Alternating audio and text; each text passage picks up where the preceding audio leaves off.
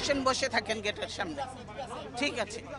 প্রতিদিন আমিও আমার এরকমই কাজই করব, চলুক। কতদিন চলে? কি মনে করেছেন কি দেশটা কি আপনাদের একলার পৈতৃক সম্পত্তি হয়ে গেছে আওয়ামী লীগের? যে গুন্ডা বাহিনী দিয়ে আমাদের প্রোগ্রাম বন্ধ করতে চান, পুলিশ বাহিনী দিয়ে প্রোগ্রাম বন্ধ করতে চান। সাহস থাকে কাউন্টার প্রোগ্রাম করে দেখাতেন, সাহস নেই।